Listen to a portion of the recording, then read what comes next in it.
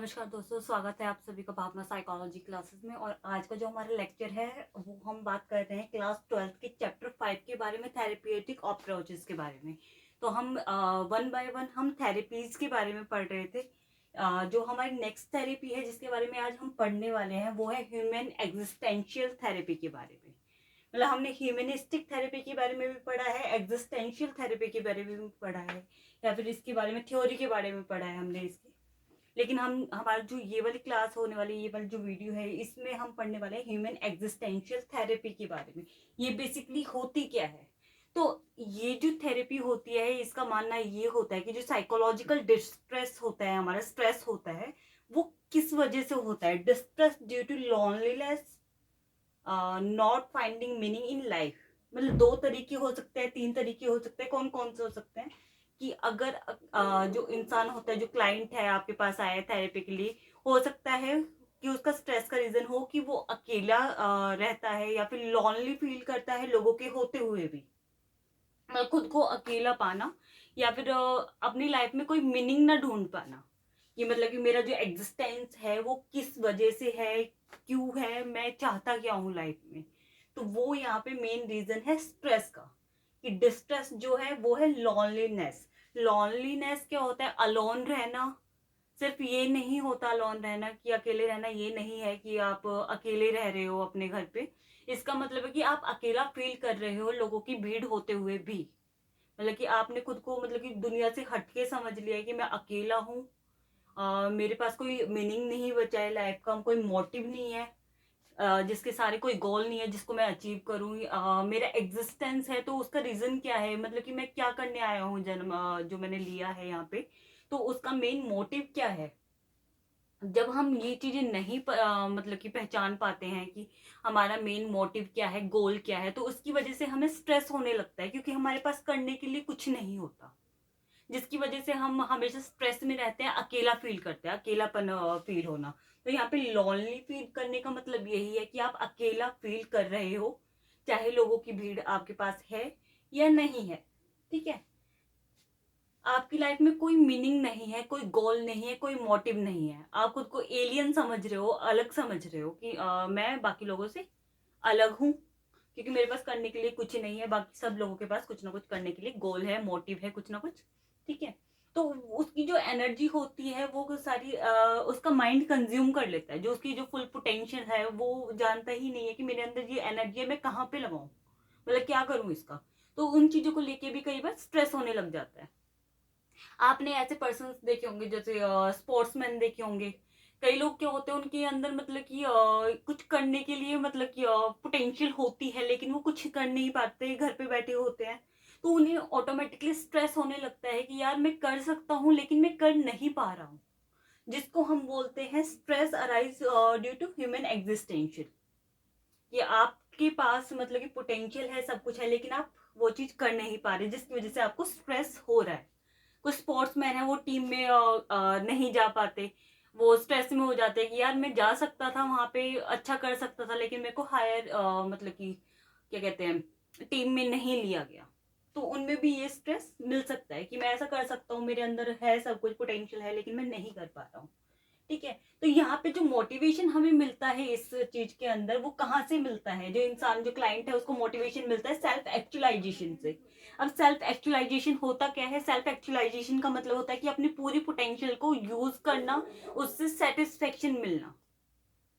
आपने Maslow need hierarchy theory पढ़ी होगी, आई होप। नहीं पढ़ी है तो मेरी पिछली वीडियोस में देखना, मैंने बहुत बार एग्जांपल भी आपको दिया है मैस्लो नीड का। तो उसमें होता क्या है कि हमारी जो एक इंसान का जन्म होता है वो बेसिकली मतलब किस चीज के इर्द गिर्द घूमता है, वो सेटिस्फाई कैसे होता है, या फिर उसकी नीड्स क्या क्या है। तो जो पहली नीड होती है एक ह्यूमन की, वो होती है रोटी, कि उसको खाने के लिए रोटी चाहिए होती है ताकि वो जिंदा रह सके। जो उसकी दूसरी नीड होती है, फर्स्ट नीड है आपका खाना, ठीक है, उसके बाद नीड बढ़ जाएगी, क्या होगी? खाना तो मिल गया, उसके बाद आपको चाहिए शेल्टर। शेल्टर मीन्स होम चाहिए आपको। ठीक है? आपके पास रहने के लिए घर है, फिर आपको क्या चाहिए उसके बाद? फैमिली चाहिए। उसमें लव एंड बिलोंगिंग्स लिखा होता है कि आपको एक फैमिली चाहिए। फिर उसके बाद होता है कि आपकी एस्टीम नीड।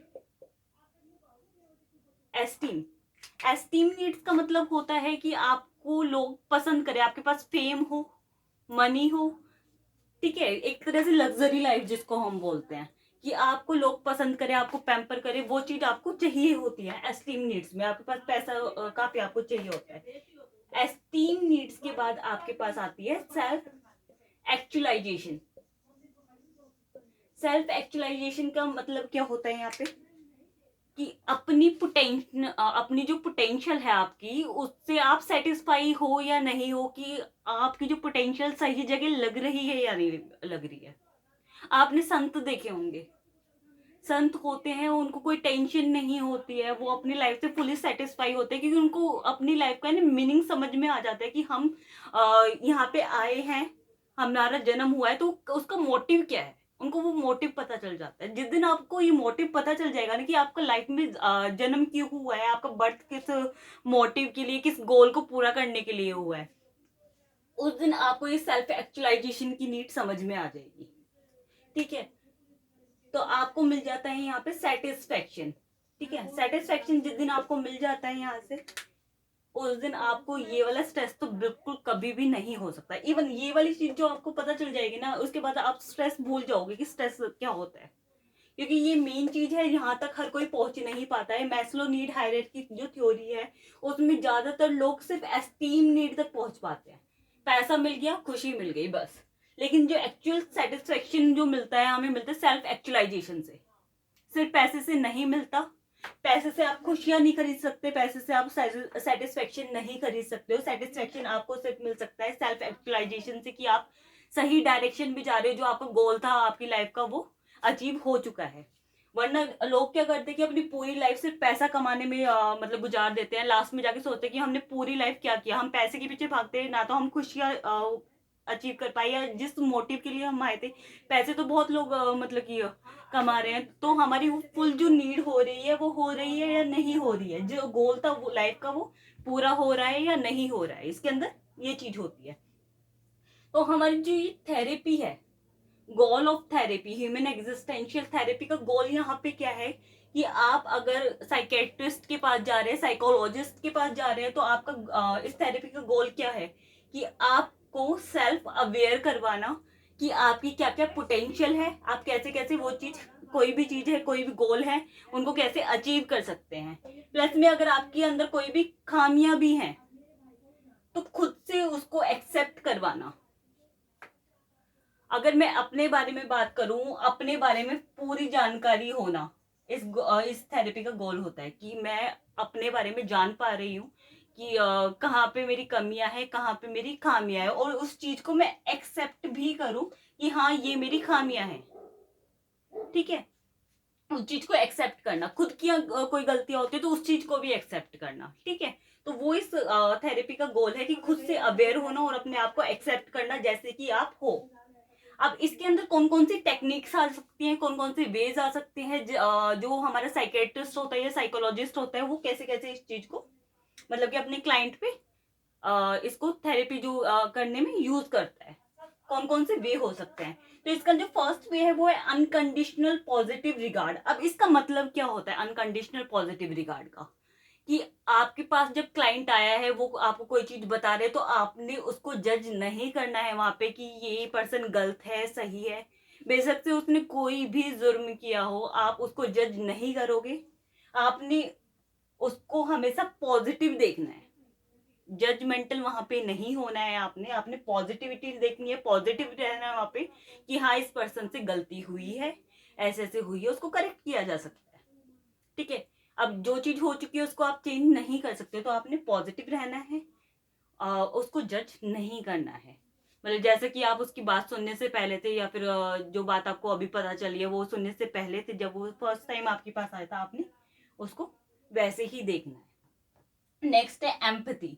एम्पैथी का मतलब होता है, एक वर्ड होता है सिंपैथी, एक होता है एम्पैथी। बच्चे कंफ्यूज हो जाते हैं सिंपैथी और एम्पैथी में। सिंपैथी होता है कि किसी के साथ कोई घटना घटी है, या वो कुछ फील कर रहा है, तो उसके लिए हमें सिंपैथी होना, हम मतलब कि उस पर तरस खाना, एक तरह से ये होता है सिंपैथी।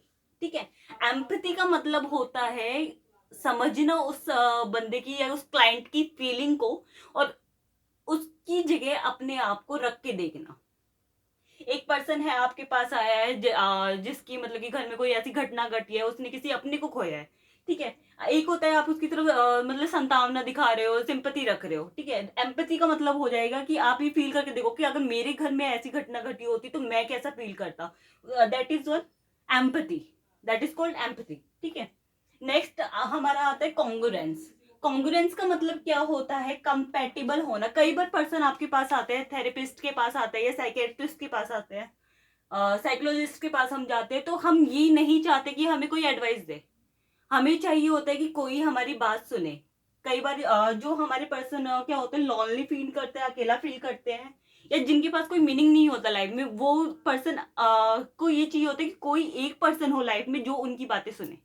तो हमने यहाँ पे क्या करना है, ऐसे पर्सन को लिसन करना है, उसकी बातें सुननी है, ताकि वो अपने अंदर जो उसकी फीलिंग्स दबी हुई है वो उनको हमारे सामने जाहिर कर सके, और हम उसको मतलब कि उसको अच्छे से सुने, ताकि वो अपने बारे में ही सेल्फ अवेयर हो सके कि हमने, हाँ मेरे बारे में ये चीजें थी, और उस चीज को वो एक्सेप्ट करे, ठीक है। तो ह्यूमन एग्जिस्टेंशियल थेरेपी के अंदर इतना ही आता है। हमारी जो नेक्स्ट क्लास होगी उसके अंदर हम नेक्स्ट थेरेपी के बारे में डिस्कस करेंगे। होपफुली कि नेक्स्ट क्लास में हमारा ये जो चैप्टर है ये फिनिश हो जाएगा। एक या दो क्लास के अंदर हम इसे खत्म कर देंगे। तो इसके अंदर हमें बेसिकली यही चीज होता है कि साइकेट्रिस्ट जो होता है या साइकोलॉजिस्ट जो होता है, जो क्लाइंट आपके पास आया है, आप उसको सपोर्ट करें।